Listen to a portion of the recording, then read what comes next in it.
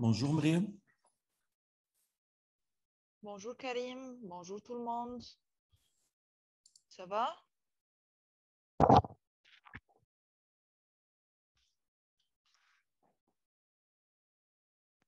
Bonjour.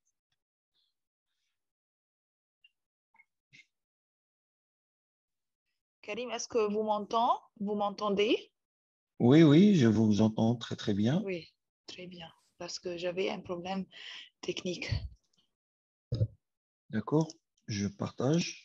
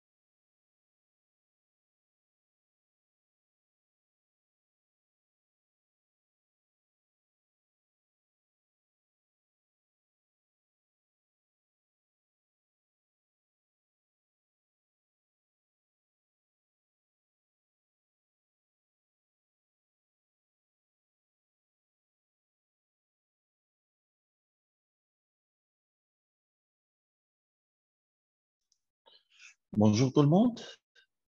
Heureux de vous accueillir ce matin pour ce webinaire organisé par Essiver. Le webinaire d'aujourd'hui, vendredi 17 juin 2022 à 10 heures du matin, a pour intitulé Scopus, comment corriger votre profil auteur.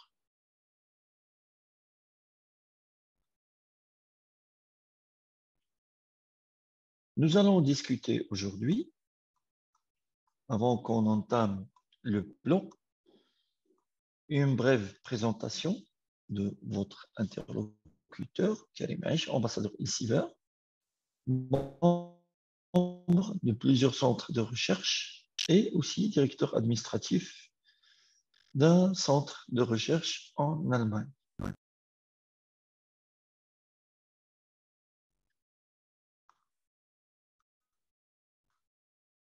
Nous allons discuter aujourd'hui de Scopus, du profil auteur. Qu'est-ce que c'est? Comment le modifier?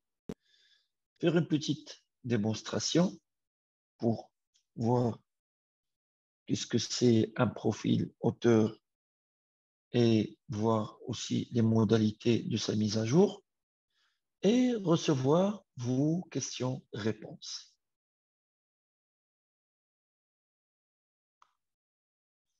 Il faut d'abord faire une petite présentation de Scopus. Mais avant que je présente, c'est-à-dire la base de données Scopus, j'aimerais attirer votre attention, c'est que lors de vos accès à ce webinaire ce matin, vous êtes déjà inscrit, donc ce n'est pas la peine de rédiger votre nom et votre nom ou bien la confirmation de votre présence pour pouvoir demander l'attestation. Car l'attestation, comme a précisé Madame Bardadi, Mariam Bourdadi, que vous allez la recevoir un jour, bien sûr, après le webinaire, puisque l'enregistrement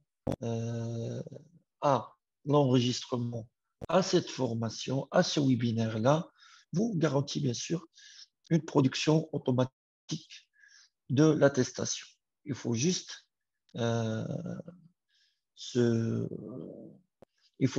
être précis par rapport au remplissage du formulaire d'inscription, car lorsque vous cliquez sur le formulaire d'inscription, il demande votre nom complet, votre institution et votre adresse email pour recevoir un lien. Le lien que vous recevez dans votre boîte email, c'est un lien personnalisé, c'est-à-dire qu'il contient votre nom et prénom. Et ces deux-là, bien sûr, lors de votre connexion, enregistrent automatiquement dans une base de données Zoom connectée à serveur Elsevier pour produire votre attestation. Donc, le lien que vous recevez dans votre boîte email, c'est un lien individuel que vous devez utiliser exclusivement et il vous permettra d'avoir l'attestation en votre nom.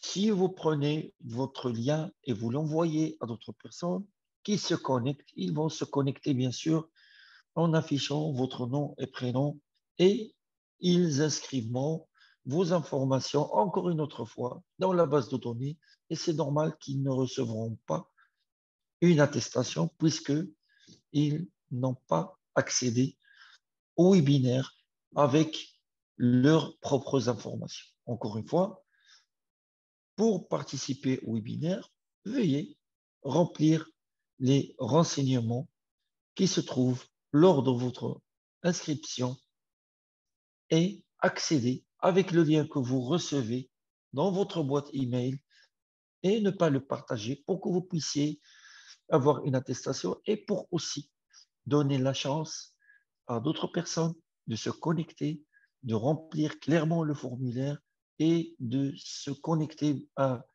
d'accéder au webinaire avec le lien qui leur a été fourni et qui contient dans ces détails leur nom et prénom pour valider leur présence sur la plateforme Zoom connectée à la base de données Elsevier pour pouvoir produire leurs attestations. C'est un éclaircissement très très important parce qu'il y a pas mal de chercheurs qui assistent et qui sont là et qui parfois confirment leur présence par nom, par adresse email et ils ne reçoivent pas les attestations parce que malheureusement, ce n'est pas un lien qui leur a été envoyé à leur boîte email contenant leur nom et prénom avec lequel ils se sont connectés avec le lien d'une autre personne. Et c'est normal qu'ils ne reçoivent pas de certificat parce que la connexion au webinaire, c'est une connexion individuelle comme à l'examen. L'examen, il faut faire un effort individuel. Donc, la connexion pour pouvoir avoir un certificat. Et là, je vois par exemple un utilisateur qui s'appelle Galaxy. Galaxy, ce n'est pas un nom qui pourra bien sûr être mentionné sur un certificat. Donc, il faut s'inscrire au lien qui est fourni lors de l'annonce de webinaire. Procédez comme suit. Consultez l'annonce du webinaire, cliquez sur le lien. Le lien vous conduira à un formulaire. Remplissez le formulaire avec les informations que vous voulez apparaître au certificat, c'est-à-dire votre nom, votre prénom, votre adresse email, votre université, votre pays, puis cliquez sur valider pour recevoir un email, pour recevoir un lien Zoom dans votre boîte email. Si vous ne trouvez pas le message dans votre boîte de réception, checkez la boîte de courrier indésirable. Et c'est ce lien Zoom que vous recevez qui vous permettra d'accéder au webinaire et aussi de valider votre présence. Et ce n'est pas la peine de réécrire votre nom et prénom et votre adresse email et la confirmation de votre présence, bien sûr, lors du webinaire. Je pense que ces points-là sont clairs et vous éviteront la prochaine fois que vos copains, vos amis ne puissent pas avoir de certificat pour faute qu'ils n'ont pas reçu un lien personnel dans leur adresse email. Donc, Scopus. Scopus, c'est un produit d'Elsevier. Elsevier qui est une entreprise d'analyse de données qui aide les institutions, les professionnels de santé et de sciences à améliorer leur performance pour le bien-être de l'humanité.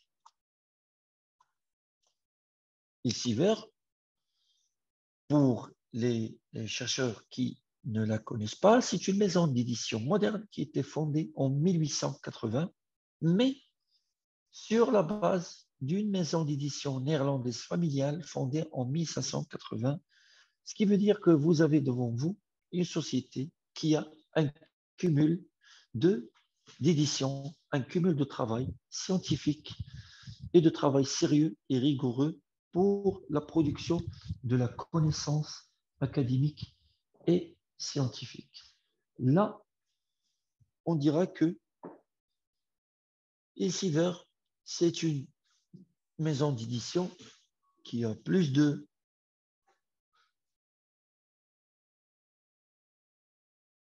500 années, un demi-siècle, un demi-millénaire, pour aider les chercheurs à faire de nouvelles découvertes, de nouvelles collaborations, de disposer de nouvelles connaissances nécessaires à l'avancement de leurs travaux de recherche, de leurs projets, et aussi de trouver du financement. Elsevier aide aussi les gouvernements et les universités. Vous aussi, vous êtes universitaire en train de suivre ce webinaire. Là, c'est Elsevier, elle est en train d'aider les universités, les gouvernements, bien sûr, à améliorer leur stratégie de recherche via des webinaires et des outils destinés à la recherche et aussi destinés à la promotion de la recherche au niveau institutionnel. Elsevier aide les médecins à sauver des vies, à mettre les connaissances nécessaires à leur disposition et aussi à les aider à avoir de bonnes réponses cliniques liées à des recherches médicales, biologiques, virologiques, etc.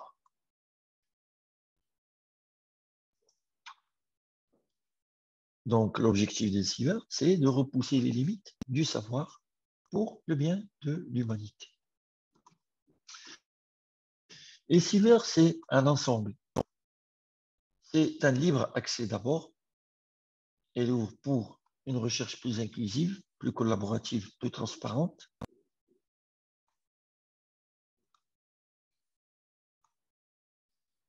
Ces données de recherche, bien sûr, sont partagées. Ils utilisent des données de recherche pour améliorer leur impact, validité, reproductibilité, efficacité et transparence de la recherche. Ce qui veut dire que ce que vous avez entre mains, ce sont des données efficaces pour le développement de meilleurs processus de système de gestion de données. C'est-à-dire que pour que vous ayez une information, un article, une revue disponible sur les bases de données que gère ou bien sur les produits que gère Easyver, c'est que ces données-là ont passé par plusieurs étapes aussi, bien sûr, organisées et précises, comme par exemple un stockage, une conservation, possibilité d'une accessibilité, de la disponibilité, la citabilité de la recherche, l'intelligibilité, l'examen, la reproductibilité, la reproduction et l'intégration. Là, on stocke l'information, on la conserve, puis on la rend accessible via des processus d'accès, puis disponible, c'est-à-dire que au lieu d'accéder à travers un créneau spécifique, il est disponible 24 heures sur 24, 7 jours sur 7. Citable, c'est que les données sont citables entre elles, c'est qu'à travers un article, on peut trouver les références et les citations relatives à cet article-là dans d'autres articles. Et là, c'est un travail d'intelligibilité, c'est que on clique sur l'article, on tombe sur l'autre article. Et puis, l'examen, c'est que les données de recherche, c'est-à-dire les articles, sont toujours examinés pour plus de précision, pour plus de mise à jour. Et sont reproductibles, c'est que vous pouvez le trouver sur des supports électroniques divers bases de données. Reproduction, c'est que vous pouvez les imprimer, les télécharger. Et l'intégration, c'est que vous pouvez, bien sûr, les télécharger et les intégrer dans d'autres solutions Elsevier. Par exemple, télécharger un article de Scopus et l'intégrer dans le gestionnaire de référence Mendeley ou dans un autre logiciel comme Reaxys et d'autres solutions d'Elsevier pour pouvoir développer votre sujet ou votre article ou votre travail de recherche. Elsevier contribue dans la communauté des données de recherche, c'est-à-dire que vous ne trouvez pas uniquement les produits Elsevier qui sont Scopus, Sciences Direct, Cival, Clinical Key, Reaxys et d'autres, et Mendeley et d'autres solutions, mais ils contribuent aussi dans le plateforme Force 11 en tant que cofondateur, c'est-à-dire il y a une base de données d'implémentation de principes de citation de données. C'est plutôt basé sur des algorithmes pour développer la citabilité. C'est que on peut extraire et connecter les articles binatomes, c'est-à-dire les articles livrant les citations. Elsevier, cofondateur d'ORCID, c'est-à-dire une base de données des CV, nous allons la voir tout à l'heure, de membres actifs de Pistoria Alliance, de ICSU, de Scolix, STM, qui est le soutien à la déclaration de Bruxelles sur les données ouvertes, et membre de Research Data Alliance, qui est un membre actif. Ce sont des organismes qui ont pour objectif عندهم الهدف ديالهم هما انهم يشجعوا البحث العلمي ويديفلوبيو la coopération ما بين les institutions, les chercheurs ou bien sûr les bailleurs de fonds. Elsevier aussi يعني كتعاون la science ouverte, يعني science pour tous les chercheurs, à travers une lecture des documents, c'est-à-dire pour pouvoir fournir de la science à la société, كتكون واحد القرايه ديال لي دوكيمون اللي هما انتيغري في لا باز دو دوني ديالها ونخرجوا منهم لي زافونسي تكنولوجيك و ça permet de consolider يعني هاد المعلومات اللي كيخرجوا كلهم كيتجمعوا dans un cadre واحد اللي كتكون فيه الميديسين، تكون فيه لا تكنولوجي. بيان علاش؟ باش يكونوا تحديد ديال المشاكل، ايدونتيفيكاسيون دي بروبليم ولا ديال التحديات، وتنعاونوا يعني على اساس انه نحلوا هذه الاشكاليات وهذه لي زونجو اكتويل ديال المجتمع. بيان سور مع الشركاء ديالها لي بارتنير، ايسيفر كتدافع على الثقافه ديال الشفافيه وديال مصداقيه البحث العلمي، بيان سور افيك يعني بحياديه في لو بروسيسوس دو بوبليكاسيون، بانها ما كتدخلش بالنسبه للاراء والافكار بقدر ما انها كتحافظ على لوثنتيسيتي يعني مصداقيه العمل والبحث العلمي. هذاك الشيء علاش إلسيفر وقعت على واحد الاعلان ديال البوزيشن ديالها، يعني انها كتحترم لا بوبليكاسيون سيونتيفيك، النشر العلمي، انها تحترم ان النشر العلمي يكون نشر مفتوح اوبن داتا، وبان جميع الاوراق المكتوبه اللي كتنشر هي اوراق يعني دازت من خلال مراحل ديال المراجعه والقراءه ومفتوحه وبطريقه شفافه موضوعه لاي واحد يقدر يقراهم.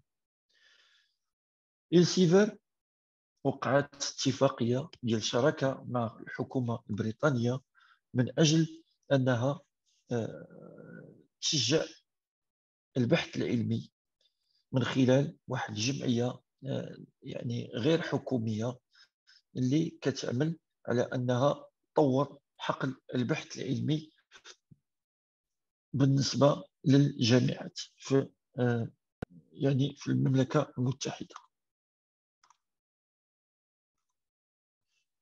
إلسيفر عندها بليزيور سوليسيون، يعني عندها بزاف ديال برودوي، عندها سكوبوس، عندها سيونس ديريكت، عندها مينديلي، عندها ايفولف، كنوفيل، رياكسيس، كلينيكال كي اي دوطر برودوي كثار اللي كتخدم بهم إلسيفر. كل واحد كل برودوي لاش كيصلح في الحقل العلمي. بالنسبه لنا حنا اليوم عندنا سكوبوس غادي نهضروا عليها، والسكوبوس اللي هي لا باز دو دوني ديال لي شيرشور فين كيكونوا كاع لي سيتاسيون او لي زارتيكل او لي ريفو.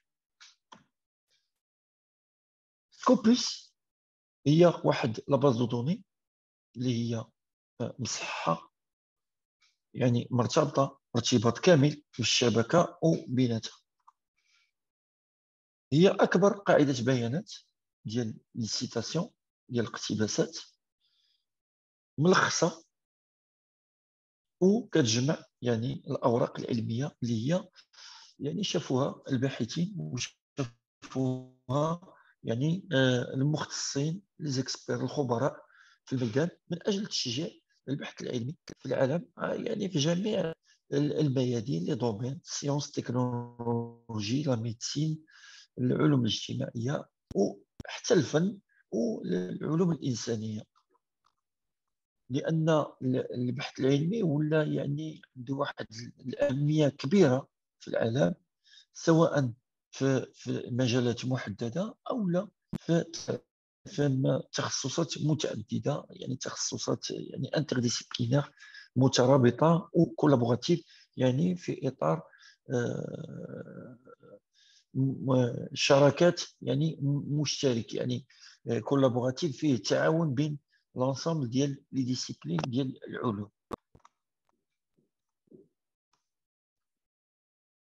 سكوبوس فيه من غير الناس يعني الباحثين لي شيرشور، كاين فيه لي لابوغاتوار، كاين فيه لي انستيتيوشن المؤسسات، كاين فيه مجموعه المؤسسات. والهدف يعني علاش خاصك تمشي لسكوبوس؟ لانه تعطيك واحد يتفاسيليت، يعني تيسهل عليك انك دغيا تخرج واحد اللائحه ديال لي بوبليكاسيون من خلال لي ريشيرش، وتشوف شكون هي لا بوبليكاسيون اللي هي مطلوبه في العالم او هي اللي مقتبسه اللي سيتي بزاف. ويمكن اترافيغ سكوبوس يعني ملي تبوبلي لارتيكل ديالك يكون ديسبونيبل للعالم كامل، لأنه سكوبوس هي قاعدة بيانات خاصة بالبحث العلمي وبالمؤسسات وبالراعين والشركاء اللي مهتمين بالبحث العلمي، لا غير، اللي هما بعض المرات كيبحثوا على الباحثين والأوراق العلمية باش يفينونسيو البحث العلمي، باش يدخلوا في شراكات وتعاون علمي. وبالتالي فلما تحط الارتيكل ديالك في السكوبوس فانت متاكد بانه راه غادي يكون متاح للعالم كامل، غادي يشوفوا. وهادشي اللي غادي نشوفوا tout à l'heure lors de la démonstration.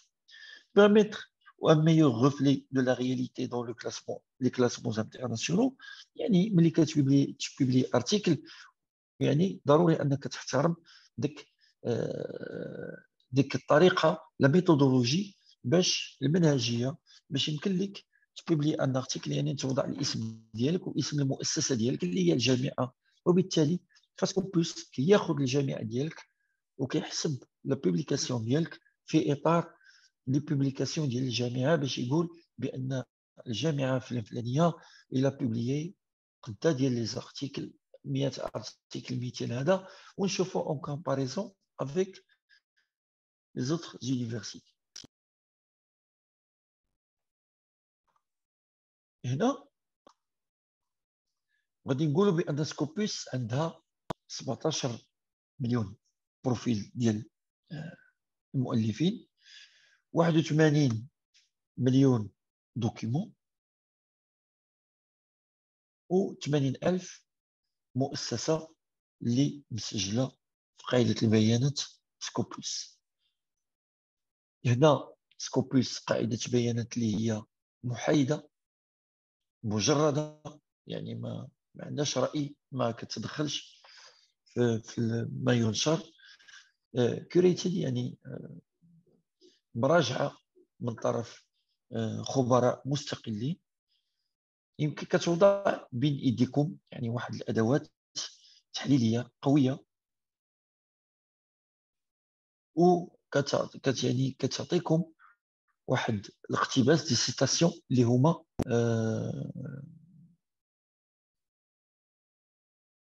دي سيتاسيون اللي هما واضحين، اللي هما بريسي، وكتعطيكم نتائج اللي هي اوتوماتيكيه وواضحه.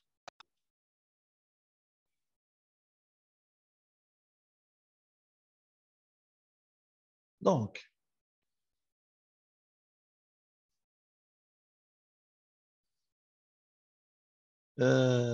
ici nous avons un peu apporté quelques éclaircissements, et comme j'avais dit tout à l'heure, je me rattrape parce que là on a parlé de Scopus. C'est quoi l'intérêt? C'est qu'il facilite bien sûr l'obtention de la liste des publications, c'est-à-dire une liste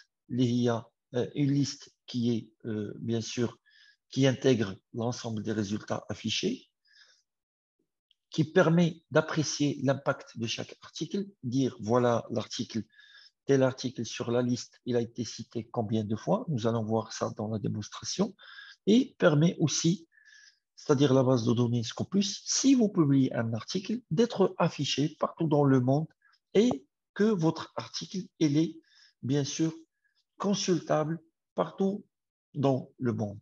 Et là, vous êtes en train de promouvoir votre université si, bien sûr, lors de la publication de votre article, vous mettez, dans le cadre de la méthodologie de publication d'articles, l'institution d'appartenance, c'est-à-dire votre institution d'appartenance en tant qu'université, par exemple, l'université de Sfax, de Tunis, votre université va apparaître comme quoi vous avez publié un article, et on va faire la sommation des articles publiés par votre université et comparer la somme avec d'autres sommes et dire vous êtes dans tel classement, et c'est le Times Higher World University Rankings. Les statistiques de tout à l'heure, c'était 17 millions de profils de chercheurs, 81 millions de documents revus, 80 000 institutions inscrites, avec une base de données qui est neutre, abstraite, qui est revue par les pairs, par les experts, qui place des outils performants, puissants dans vos mains pour trouver des chercheurs, pour trouver des institutions, des libraires, des bailleurs de fonds, pour générer des connexions riches, c'est-à-dire que vous pouvez connecter les chercheurs, que vous pouvez correspondre avec eux, et aussi ça permet de promouvoir votre établissement, votre institution dans le classement mondial des établissements publiant les articles. Donc, si vous publiez dans Scopus, si vous cherchez dans Scopus, c'est que vous cherchez dans une base de données d'un leader académique mondial qui détient cette position depuis 2004, qui vous offre une qualité supérieure d'information, c'est-à-dire des analyses avancées, et bien sûr, qui vous permet d'éviter les publications prédatrices. C'est aussi permettre que votre travail, cheminement de votre travail, soit efficient et efficace. Dire le workflow, c'est-à-dire la méthodologie avec laquelle vous travaillez pour la publication, pour la rédaction de thèse. Lors de la consultation des articles Scopus, vous pourrez avoir comme résultat des articles destinés à vous guider, à vous montrer, bien sûr, la méthodologie adéquate, et aussi, lors de la publication, vous trouvez les orientations pour pouvoir publier des travaux qui sont au top niveau mondial. Scopus, c'est base de données qui contient 10% de sa bibliothèque de publications issues des Siever, 8% de Springer, etc. pour les statistiques à côté. Là, on voit une comparaison entre la consultabilité, c'est-à-dire lorsqu'on consulte le Scopus dans le Middle East and Africa, c'est que la consulte 212 fois supérieure à la consultation de toute autre base de données. Chose pareille lorsqu'on est en Australie et Nouvelle-Zélande. On la consulte 206 fois par rapport à notre base de données. Là, on va entamer qu'est-ce que c'est un profil auteur. Dire que le profil auteur pour Scopus, c'est que, et là, je reprends bien sûr la présentation que a Scopus du profil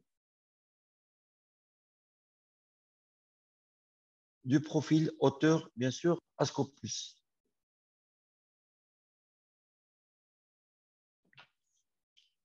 Le profil auteur Scopus est un profil unique, c'est-à-dire qu'il n'y a pas de chercheur, c'est-à-dire qu'il n'y a pas de double profil, de triple profil, comme on peut avoir dans d'autres sites, dans les réseaux sociaux ou toute autre base de données.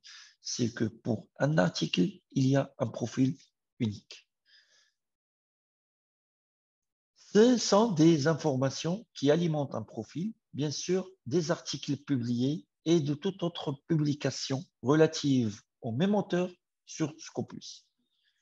Les publications duquel sont issues les informations du profil sont les publications dans les revues, les livres et toute autre source, y compris les papiers de conférence, les posters.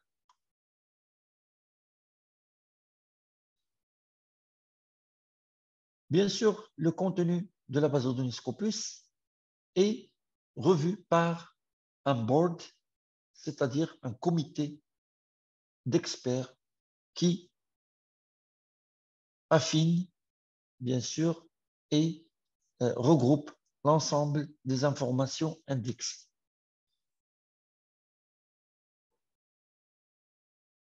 Et ces informations recherchées, ce sont des informations contenues dans les articles où la personne est l'auteur, c'est-à-dire le profil, le propriétaire du profil est un auteur. Donc, le profil qui existe, ce sont des profils d'auteur et non pas de profil d'utilisateur, parce que là, on parle de profil d'auteur. Les informations de profil d'auteur, ils contiennent son nom, son appartenance académique, le sujet, c'est-à-dire la discipline dans laquelle il travaille, les publications qu'il a produites, les citations, c'est-à-dire s'il est cité pas mal de fois dans quel papier, et automatiquement les auteurs avec lesquels il travaille. Le profil ne couvre pas les positions relatives à son appartenance à un comité de rédaction, à un comité de revue, à des rôles, bien sûr, exécutifs dans dans les livres, dans les revues, comme par exemple rédacteur en chef, ou bien assistant technique, ou bien autre chose. Ces fonctions-là, ils ne sont pas, bien sûr, inclus ces choses-là ne sont pas incluses dans le profil, comme bien sûr les professions, qu'il est professeur, assistant, grade A, grade B, ils ne sont pas incluses dans le profil, c'est-à-dire que le profil, il est relatif à la production académique et non pas aux positions. Le profil auteur, c'est un profil qui aide à tracer l'activité de l'auteur, qu'il soit visible aux chercheurs, c'est qu'il soit bien sûr reconnu, c'est-à-dire le profil auteur de Scopus, c'est un profil qui est reconnu impartial, donc le même traitement est fait pour tout le monde. Les auteurs sont à pied d'égalité et les informations recueillies pour son profil, ce sont des informations collectées par des sources qui sont des sources fiables. Bien sûr, la base de données Scopus, c'est une base de données qui est vaste, qui est évolutive, qui grandit aussi dans le temps et qu'elle indexe uniquement les revues, les livres qui sont contenus, bien sûr, dans les bases de données Scopus et qui sont sélectionnés par le comité d'experts. Les critères, bien sûr, de choix des informations, c'est des critères de standard élevé, c'est-à-dire high standard,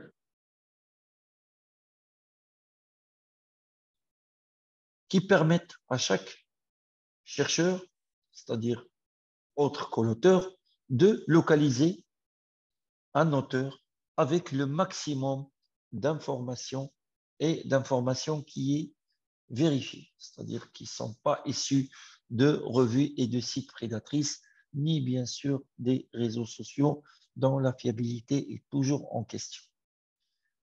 La base de données Scopus, elle contient plus de 24 600 séries de publications, c'est-à-dire des publications qui se répètent, qui ont des numéros séquentiels, tome 1, tome 2, tome 3, ou bien numéro 5, 6, 7, année 2021, 2022, ainsi de suite. Et aussi, il a 194 000 livres publiés de 5 000 maisons d'édition. Et bien sûr, Scopus, il a l'autorisation qu'a eu de chaque maison d'édition pour pouvoir indexer les informations des auteurs dans la manière que nous vous avons expliqué tout à l'heure.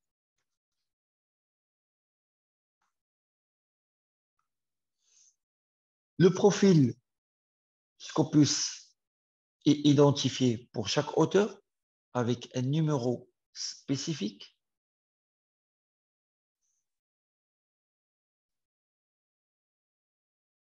Cette identification est issue d'un identifier, c'est-à-dire d'un programme, d'un algorithme, c'est-à-dire d'un programme qui utilise beaucoup d'algorithmes pour pouvoir matcher, pour pouvoir rassembler les informations relatives à l'auteur, c'est-à-dire son adresse email, les sujets dans lesquels il travaille, les disciplines, les titres des sources qu'il publie, c'est-à-dire des articles, les dates de publication, les dates de citation, les co-auteurs avec qui il a travaillé. Ce sont tous des informations que les algorithmes collectent lors de la publication d'un article. Bien sûr, un auteur peut toujours demander la correction de ces détails en accédant au Scopus Author Feedback Wizard. Ce wizard guide les auteurs à travers des démarches pour pouvoir corriger leur profil et checker, bien sûr, vérifier leur publication et ce qu'ils contiennent. Les auteurs reçoivent un email de notification lors des changements de leurs informations relatives à leur profil et bien sûr, ils ont 5 jours ouvrables pour pouvoir valider les changements qu'ils ont opérés ou bien que les autres ont opérés pour eux. Donc, le profil d'auteur, c'est comme ceci. Nous allons voir dans la démonstration. Vous voyez, il s'appelle Rassam Patrick. Il a un auteur ID, c'est le numéro unique. Il a l'affiliation University of Oxford. Et bien sûr, il a, ça c'est Other Name Format, c'est-à-dire le nom qu'il utilise pour ses publications. Subject Area, c'est-à-dire où il travaille. Biochemistry, Genetic and Molecular Biology, Immunology and Microbiology. Ce sont les sujets, ce sont les disciplines dans lesquelles il travaille. Vous voyez qu'il a 13 documents, qu'il a été cité 282 fois, voilà, et qu'il a un H-index de 9. Et voici le graphe de ses publications sur une période de 2010 jusqu'à 2020. Vous voyez ici la possibilité d'éditer, de corriger, de modifier le profil auteur, de connecter son profil ORCID, de programmer les alertes et ici, on peut enregistrer, bien sûr, l'auteur dans votre liste des auteurs et là, on peut exporter son profil dans ToCivil. C'est un outil de gestion de recherche scientifique destiné aux institutions. Ici, on voit que les identifiers, c'est-à-dire les éléments avec lesquels on identifie un auteur, affiliation, numéro d'auteur, ID, ORCID et les alternate names. Les outputs, c'est les disciplines, ou bien les sujets de recherche, les thèmes. Les outputs over time, ce qu'il a produit à travers le temps, et les citations. Et là aussi, on trouve les métriques, c'est-à-dire les éléments de mesure de sa performance dans la recherche académique, H-index, citation et plus.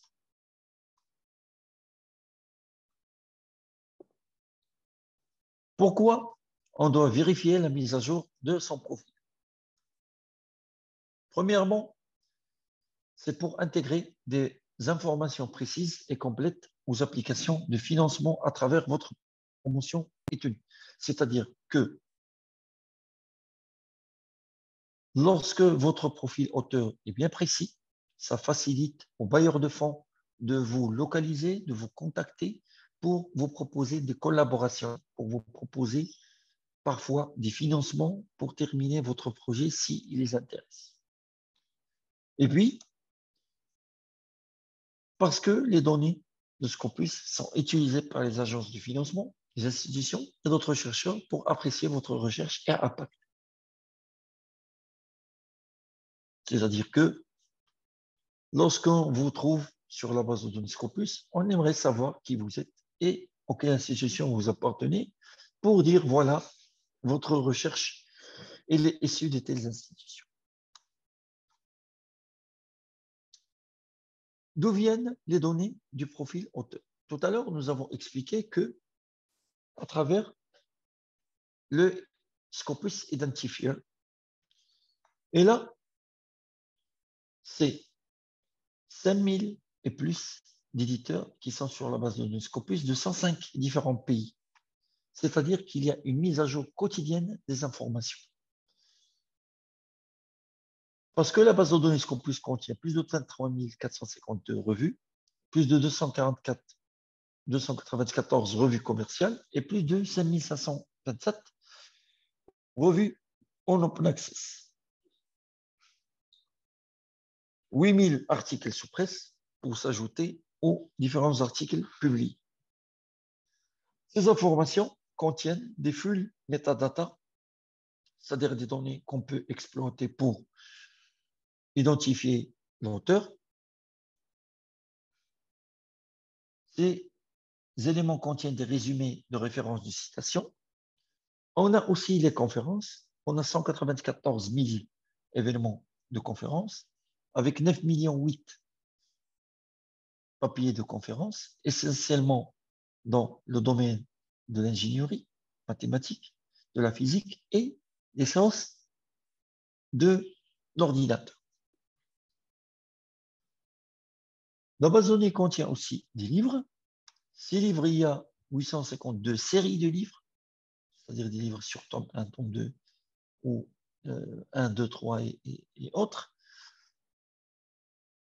40 000 volumes, 1,7 million d'articles issus du livre, plus de 216 000 livres en tome unique, c'est-à-dire qu'il y a une seule édition, plus particulièrement en sciences sociales, arts et humanitaires.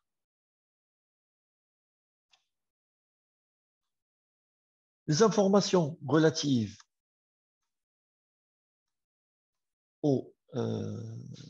c'est-à-dire aux auteurs, ils sont rassemblés dans la base de données qui proviennent des articles, des auteurs et des affiliations.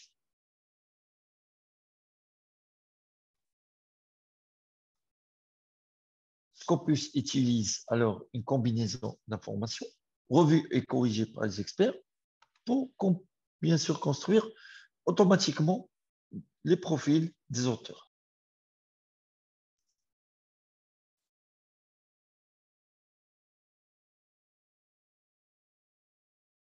C'est-à-dire qu'il y a à l'entrée un article, le Scopus Identifier recherche d'existants profils et localise les candidats qui sont les auteurs, puis passe à la première étape qui est les filtres, c'est-à-dire localiser le nom, l'année de publication et les co-auteurs. Puis, il, bien sûr, fusionne ces informations avec l'affiliation et les emails. Et parfois, il regarde s'ils correspondent, ils matchent s'ils correspondent avec d'autres profils existants. Puis, il passe à la troisième étape qui est la normalisation bien des mots-clés du titre, de l'abstract, des résumés, c'est-à-dire qu'il commence à interpréter automatiquement à travers les algorithmes ces keywords, ces titres et ces résumés. Puis, à la quatrième étape, il check les références pour les lister, les titres, c'est-à-dire les sources du titre, les sujets, les disciplines et les co-auteurs. C'est-à-dire les algorithmes collectent ces informations-là et les traitent. Puis, ils créent un profil temporaire pour les nouveaux auteurs. C'est-à-dire que l'auteur qui n'a pas de profil sur la base de données Scopus se voit créer par de ce fait un profil temporaire qui, bien sûr, devient permanent par la suite si l'auteur veut, bien sûr, le corriger, apporter des éléments ou bien le mettre à jour, ces informations. Sinon, ce profil créé automatiquement va se fusionner avec un profil qui a été créé par l'auteur et là, les deux profils se verront bien sûr fusionnés pour ne laisser qu'un seul article du même auteur. Pour cela, et comme nous avons expliqué maintes fois, que Scopus utilise une combinaison d'informations corrigées par les experts parce que l'algorithme, s'il collecte les informations, il y a les experts derrière qui valident et revoient l'ensemble des informations publiées dans la base de données, surtout dans les profils auteurs. Là, on voit que Scopus, il a un algorithme qui est à jour automatiquement, c'est-à-dire pour créer le profil, il y a les algorithmes qui sont mis à jour automatiquement. Il y a aussi les feedbacks des auteurs via scopus.com Author Feedback Wizard, où l'auteur se connecte et apporte les modifications et les corrections à son profil. Il y a le Manual and Automatic Feedback via ORCID. Lorsque vous associez votre compte ORCID à votre profil, lorsque aussi vous faites la mise à jour de votre profil ORCID, automatiquement, votre profil sur Scopus sera mis à jour. Sinon, un pur profil est mis à jour par, c'est-à-dire les experts de Scopus dans une opération de refinement service. Ou parfois, comme nous avons vu tout à l'heure, lorsque les institutions identifient les auteurs leur appartenant, ils procèdent à une mise à jour automatique de leur part pour ces profils-là, car parfois, ces institutions aiment avoir un répertoire de ces auteurs, de ces professeurs, de ces chercheurs sur la base de données Scopus, et là, ils interviennent pour corriger et pour proposer des mises à jour de ces profils. Et cela se passe à travers Scopus to Civil Manual Automatic Updates. What is in a name? Là, on voit qu'en 2017, un demi-million de femmes chercheurs ont été enregistrées sur la base de données Scopus toute seule. C'est une citation qui a été publiée dans un journal américain. Et là, on se demande comment ça se fait une mise à jour du profil auteur ORCID vers Scopus. Eh bien, tout simplement parce que ORCID vous permet d'élaborer votre CV manuel, c'est-à-dire qui se transforme en un CV standardisé, qui respecte une forme et qui peut être relié à votre profil Scopus. Et là, votre profil ORCID, il ressemble à ce qu'il y a dans l'illustration ORCID.org avec un code chiffre de 16 numéros.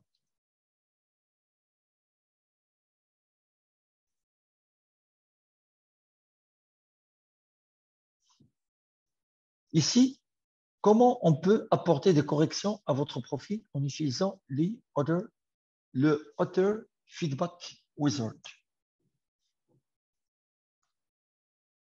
Voici le Author Feedback Wizard. On localise le nom de l'auteur et, bien sûr, on passe à sa modification à travers des Edit Other Profile.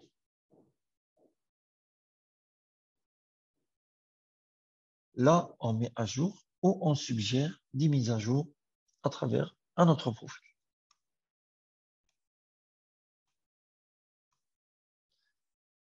Les corrections qui peuvent être apportées au profil auteur sont merge, la fusion, c'est qu'il y a deux profils qui se fusionnent pour devenir un seul. Splits, où on peut séparer les articles d'un auteur et les coller pour un autre auteur.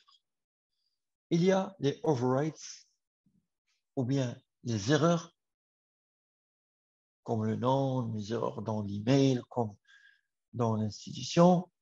Donc, on, bien sûr, éradique cette erreur, on la supprime, l'information, ou bien sûr, on l'arrête du profil de l'auteur. Sinon, il y a du contenu qui manque, et là, bien sûr, on passe à travers le guide pour pouvoir remplir les autres renseignements relatifs à ce profil. Donc, les requêtes pour la mise à jour des auteurs profils, ils ne sont pas permises.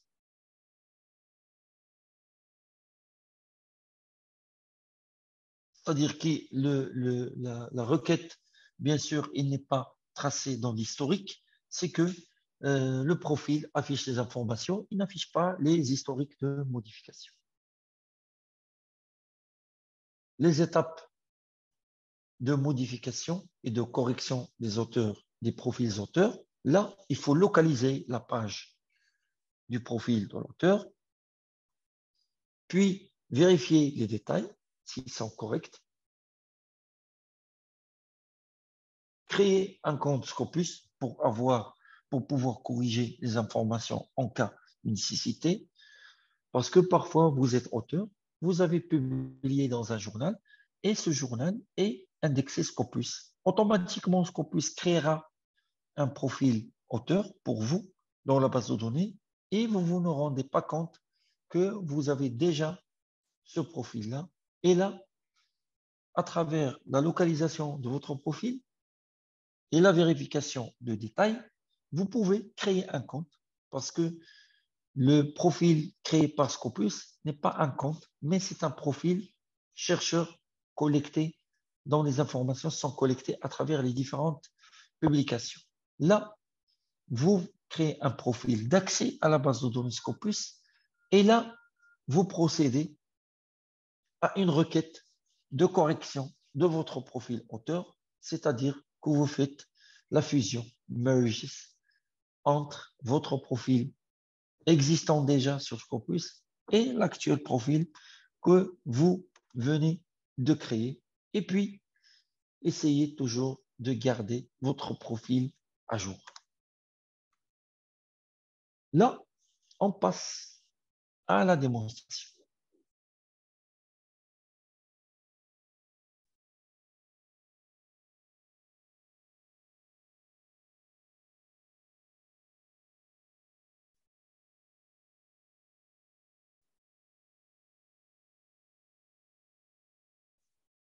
Là, on accède à Scopus. Je ne sais pas si vous voyez avec moi la page de garde.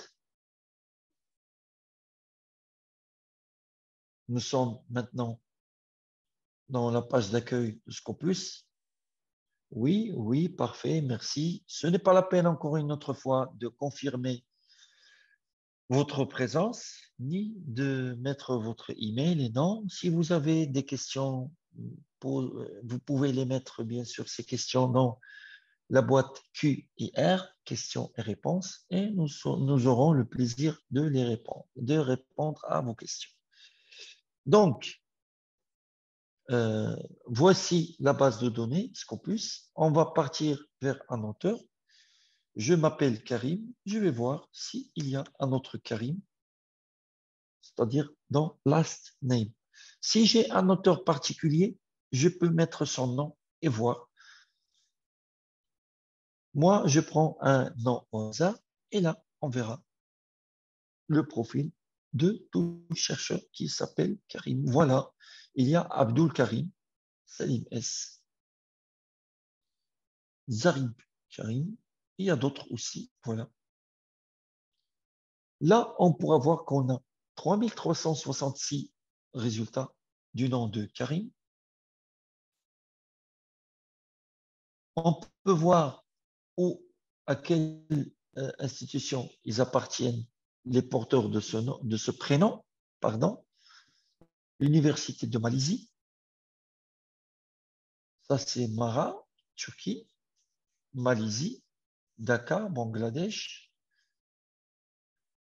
l'Université aussi de Malaisie, et autres, et on passe. Et puis, on pourra voir que ils appartiennent à Dhaka. Il y a 285 chercheurs inscrits sur la base de données Scopus qui portent le prénom de Karim et qui sont localisés à Dakar, à Kuala Lumpur, Londres, Karachi, et on peut voir que 562 chercheurs sont des États-Unis, et ainsi de suite.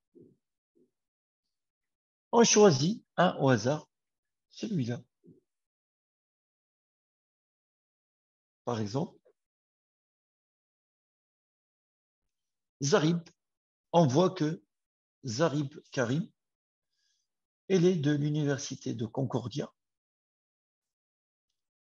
c'est-à-dire que cette appartenance est basée sur la dernière publication issue de l'auteur qui figure dans la base de données Scopus à l'Université Concordia, Montréal, Canada. On peut voir toutes les autres informations. Voilà.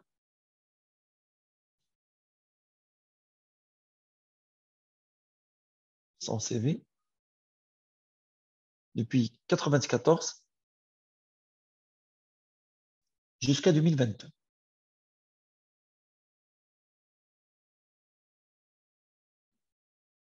Ce sont des informations collectées de ces publications. History is based on the affiliation associated to this order for each document. Et là, on voit les sujets ou bien les thèmes sur lesquels il travaille, l'énergie, les matériaux, les sciences et tout. Ça, c'est l'identifiant unique. Voilà. Scopus or identifier is a unique number that matches authorship to group of documents. Ça, c'est son profil ORCID. Il n'est pas connecté, c'est-à-dire l'auteur, Karim Zarib, n'a pas connecté son profil ORCID à son profil sur Scopus. Et là, on peut modifier Edit Profile. On la verra tout à l'heure. Ça, ce sont les publications. Il a publié en 1994 une seule, citation, pardon. Il a été cité une seule fois. Et voilà. Jusqu'à 2021, il a été cité 2153 fois. Il a publié dans 390 documents. Il a publié 390 documents, cité dans 12 158 documents, c'est-à-dire que dans ces 12 158 documents d'autres auteurs, il y a des informations, des citations, des conclusions issues des documents publiés par l'auteur, le chercheur Karim Zarib. Il a un document en preprint, c'est-à-dire sous presse. Il a collaboré avec 614 collaborateurs dans 43 sujets. Voici les articles qu'il a publiés. Vous voyez les articles qu'il a publiés avec moi. Ce n'est pas la peine de confirmer la présence ni de mettre les adresses email. Vous êtes déjà confirmé grâce à votre présence à ce webinaire. Donc, vous voyez avec moi la liste de ces publications. Voilà.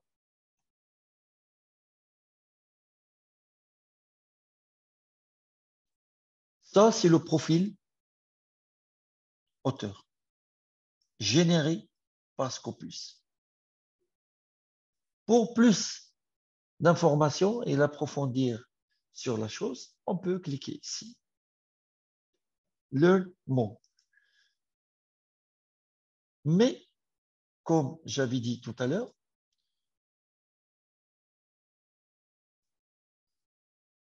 les profils auteurs peuvent être modifiés là, si bien sûr je connais cet auteur-là, si je travaille avec cet auteur, si je suis cet auteur, par exemple, c'est mon nom et prénom, c'est mon nom et Zarib et mon prénom c'est Karim, et je tombe sur mon profil, je dirais, ah voilà, ce profil-là, il n'est pas complet, ou bien qu'il contient des erreurs, je vais le corriger. Là, je vais modifier, edit profile, et là, il me demandera, is that your own profile? Est-ce que c'est votre propre profil? Je dirais oui. Sinon, si c'est un collègue et ou bien si c'est un professeur qui appartient à mon institution, je suis responsable de gérer les profils utilisateurs, les profils auteurs dans cette base de données Scopus, je dirais non, mais je demande d'opérer des changements au nom de cette personne et je continue. Bien sûr, nous abstenons de faire cette démarche dans ce webinaire parce que il faut être méthodique dans son travail. Il ne faut modifier que le profil, bien sûr, de l'auteur vous concernant, c'est-à-dire modifier votre auteur ou bien vous avez l'autorisation express ou l'autorisation authentique de l'auteur de pouvoir apporter ou de proposer des modifications à son profil parce que nous sommes des chercheurs et bien sûr nous respectons l'éthique de la recherche. J'espère que j'ai un peu été clair par rapport à cette démonstration. Je passe aux questions pour dire comment postuler pour devenir auteur auprès de Scopus. Comme nous avons expliqué tout à l'heure, on ne postule pas pour être auteur sur Scopus.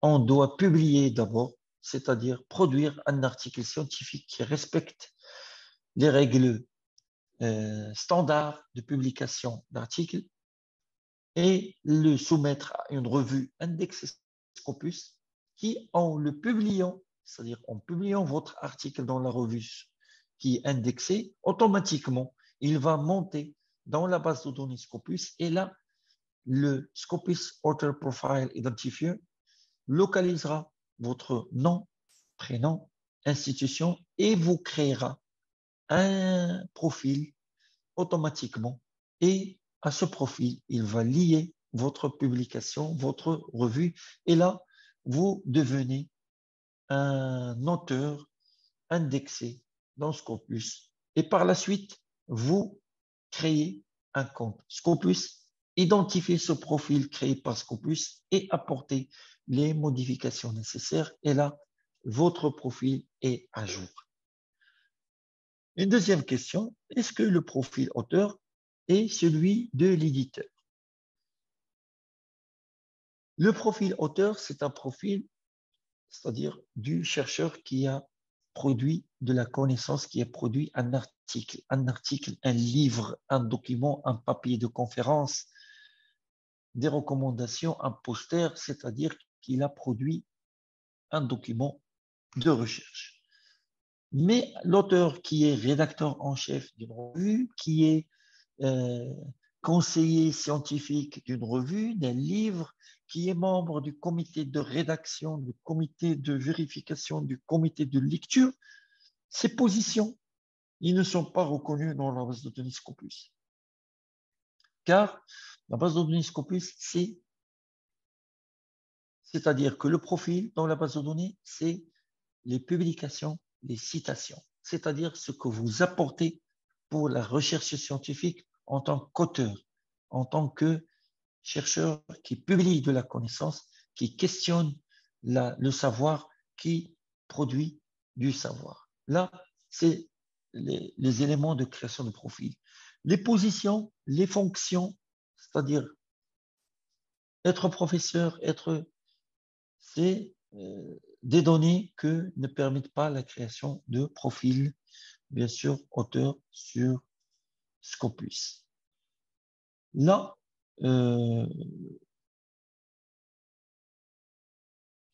j'ai répondu à 2 questions. Une question, si je suis co-auteur d'un article, mais sur Scopus, mais il n'apparaît pas dans le nombre des documents de mon profil Scopus.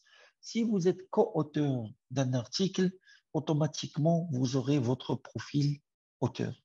Parce que Scopus ou les algorithmes Scopus, à travers le comité de lecture, le comité de contrôle, il identifie tous les auteurs des publications, qu'ils soient individuels ou en collaboration.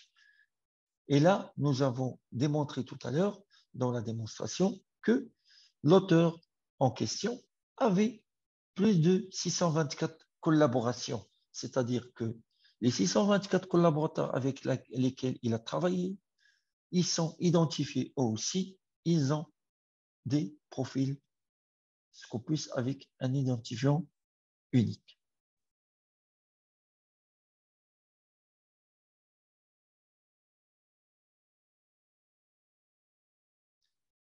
Je pense que nous avons bien sûr répondu à toutes les questions, que nous avons bien présenté le profil